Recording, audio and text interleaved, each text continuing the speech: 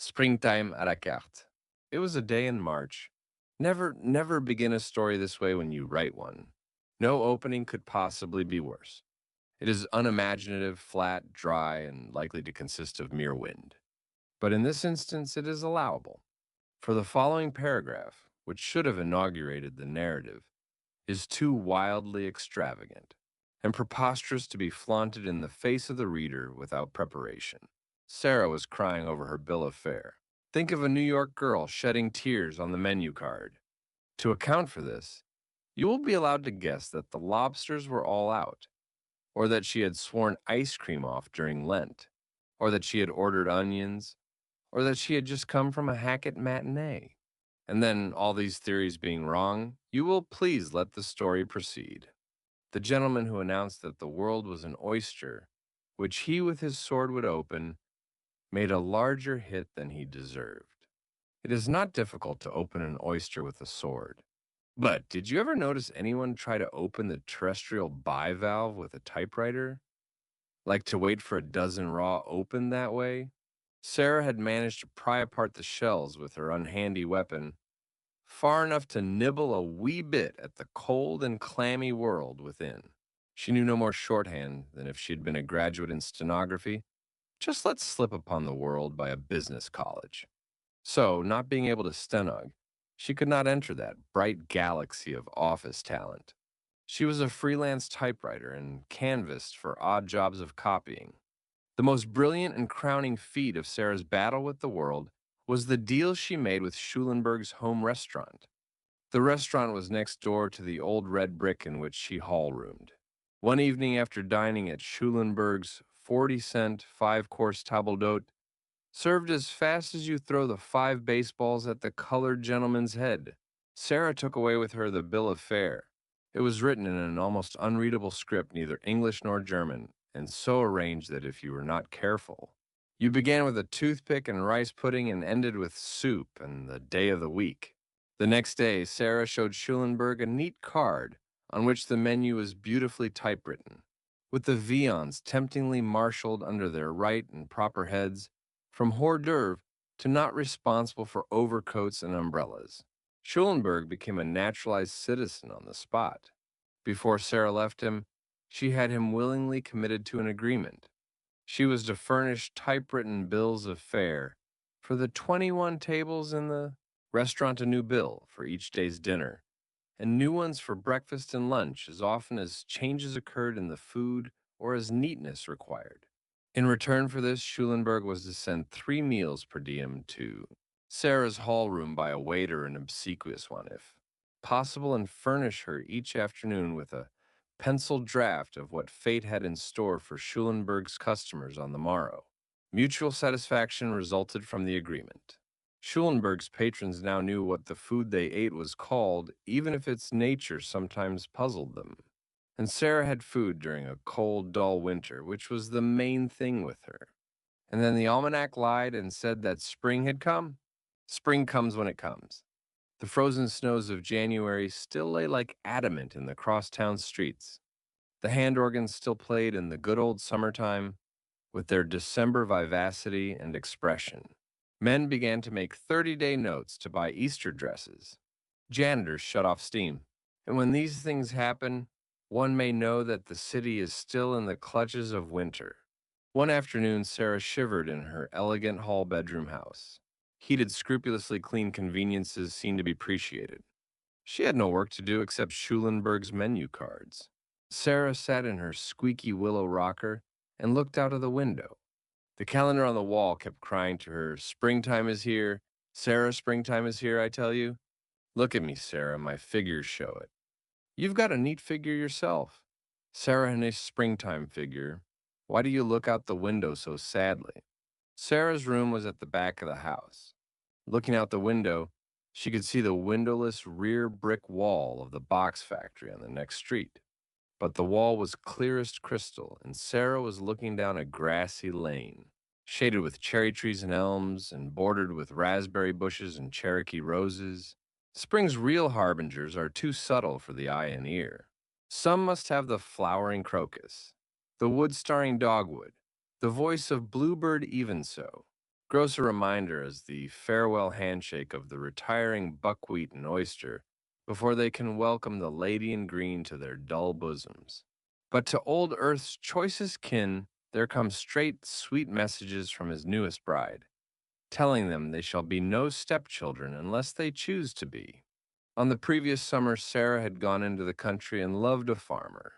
In writing your story, never hark back thus. It is bad art and cripples interest. Let it march, march. Sarah stayed 2 weeks at Sunnybrook Farm. There she learned to love old Farmer Franklin's son, Walter. Farmers have been loved and wedded and turned out to grass in less time. But young Walter Franklin was a modern agriculturist. He had a telephone in his cowhouse, and he could figure up exactly what effect next year's Canada wheat crop would have on potatoes planted in the dark of the moon. It was in this shaded and raspberried lane that Walter had wooed and won her, and together they had sat and woven a crown of dandelions for her hair. He had immoderately praised the effect of the yellow blossoms against her brown tresses, and she had left the chaplet there and walked back to the house swinging her straw sailor in her hands. They were to marry in the spring at the very first signs of spring, Walter said, and Sarah came back to the city to pound her typewriter. A knock at the door dispelled Sarah's visions of that happy day. A waiter had brought the rough pencil draft of the home restaurant's next day fare in old Schulenberg's angular hand. Sarah sat down to her typewriter and slipped a card between the rollers. She was a nimble worker. Generally, in an hour and a half, the 21 menu cards were written and ready. Today, there were more changes on the bill of fare than usual. The soups where lighter pork was eliminated from the entrees, figuring only with Russian turnips among the roasts. The gracious spirit of spring pervaded the entire menu. Lamb that lately capered on the greening hillsides was becoming exploited with the sauce that commemorated its gambols. The song of the oyster, though not silenced, was diminuendo con amore. The frying pan seemed to be held inactive behind the beneficent bars of the broiler. The pilot swelled the richer. Puddings had vanished the sausage, with his drapery wrapped about him. Barely lingered in a pleasant thanatopsis with the buckwheats and the sweet but doomed maple. Sarah's fingers danced like midges above a summer stream, down through the courses she worked, giving each item its position according to its length with an accurate eye. Just above the desserts came the list of vegetables: carrots and peas, asparagus on toast, the perennial, tomatoes and corn and succotash, lima beans, cabbage, and then Sarah was crying over her bill of fare. Tears from the depths of some divine despair rose in her heart and gathered to her eyes. Down went her head on the little typewriter stand, and the keyboard rattled a dry accompaniment to her moist sobs. For she had received no letter from Walter in 2 weeks, and the next item on the bill of fare was dandelions. Dandelions with some kind of egg, but bother the egg. Dandelions with whose golden blooms Walter had crowned her as queen of love and future bride of dandelions, the harbingers of spring, her sorrow's crown of sorrow, a reminder of her happiest days. Madam, I dare you to smile until you suffer this test. Let the marital Neil roses that Percy brought you on the night you gave him your heart be served as a salad with French dressing before your eyes at a Schulenberg table d'hôte.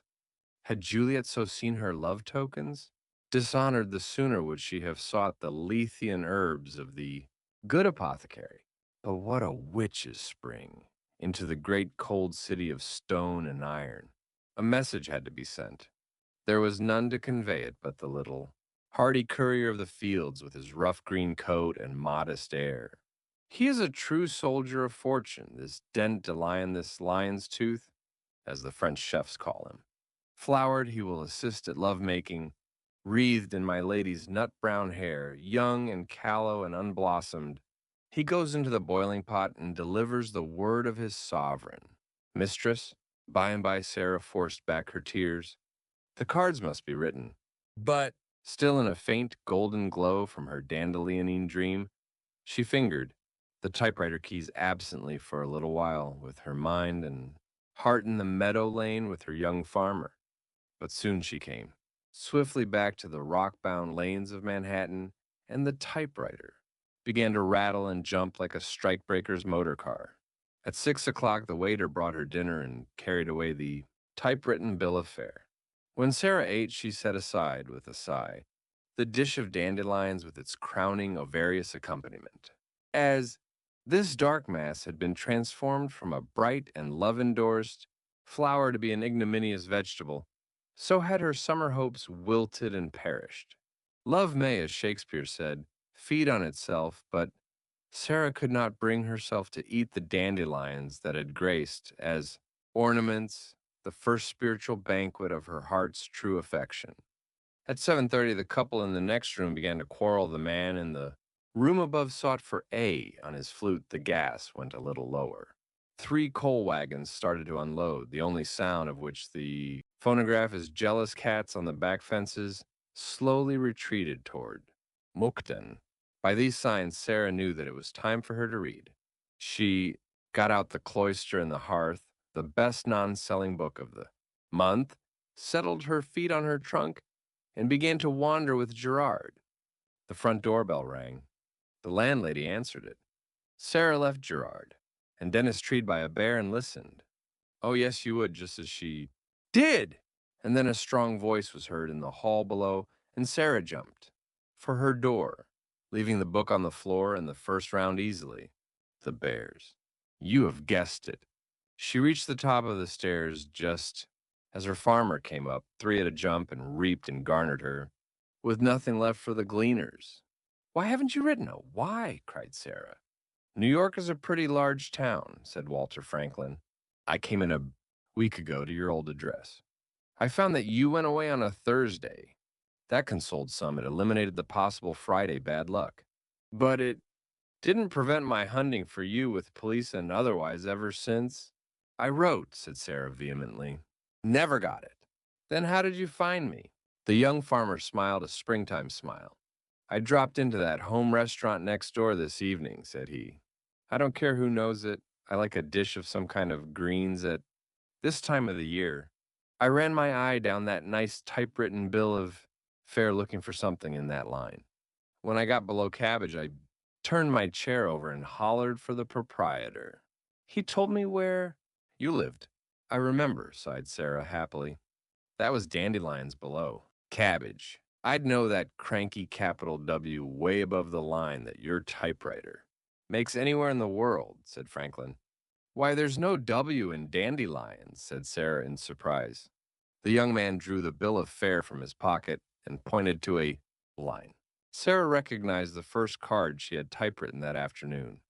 There was still the rayed splotch in the upper right-hand corner where a tear had fallen, but over the spot where one should have read the name of the meadow plant, the clinging memory of their golden blossoms, had allowed her fingers to strike strange keys.